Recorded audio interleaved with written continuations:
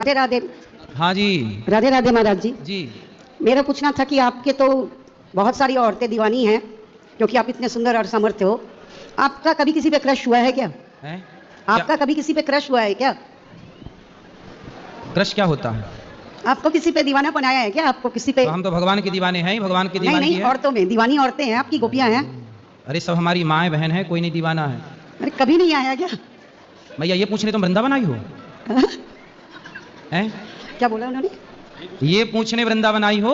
नहीं नहीं, दर्शन करने आए थे। तो क्या दर्शन कर रही हो उल्टा सीधा? तो दिमाग में आया कि आपको भी कभी होता है, हो तो आप भी मनुष्य ही ना। हाँ मनुष्य तो है। हाँ, तो हर मनुष्य को किसी ना किसी पे तो हमने तो ब्याह कर लिया ना, अब हमारी पत्नी है। तो आपकी पत्नी है क्या? फिर पत्नी के साथ रहते हैं, क्यों आपको नहीं पता? नहीं, मुझे नहीं पता था। अरे राम राम राम।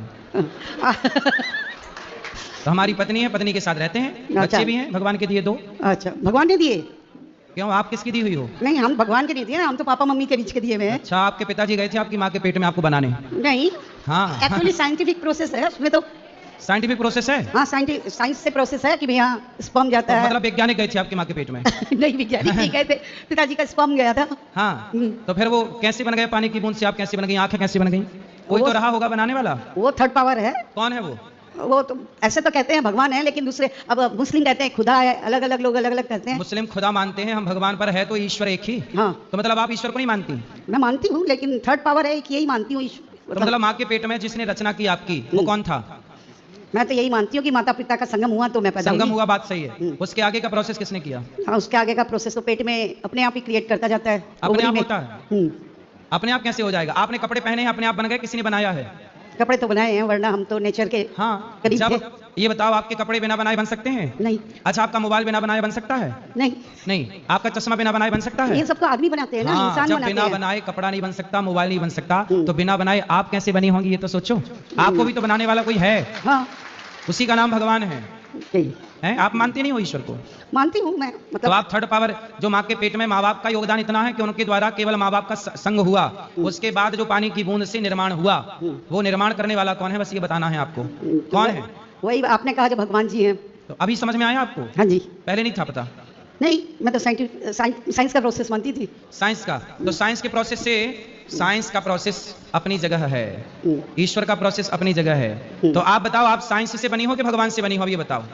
आपके हिसाब से तो भगवान से ही बनी हूँ। और अपने हिसाब से? अब तो लगता है भगवान से ही बनी हूँ। तो अब साइंस फेल हो गया यहाँ? नहीं, अब तो साइंस को अलग रखना पड़ेगा। फिर हर चीज साइंस से नहीं होती। ठीक, जिसे एक्चुअली क्या है, जिस प्रोसेस को ईश्वर का प्रोसेस कहा जाता है, उसी प्रोसेस को साइंस अपना प्रोसेस मान लेता है कि विज्ञान है, ये साइंस है। ठीक है, साइंस का मानना भी अपनी जगह सही है, पर हम लोगों का मानना है कि संसार भगवान से चल रहा है, और साइंस मानती है कि ये सब साइंस से चल रहा है। हाँ, ये भी सब बात सही है ना? तो दोनों की अपनी अपनी अलग अलग विचारधाराएं हैं। तो अब आप बताओ, कौन सी विचारधारा ज्यादा ठीक लगती है आपको? ईश्वर है ये? भगवान वाली है? भगवान वाली, ईश्वर वाली। ईश्वर वाली मतलब कोई है जो सब क्रम कर रहा है। हाँ, सही है। हाँ जी। और बताओ।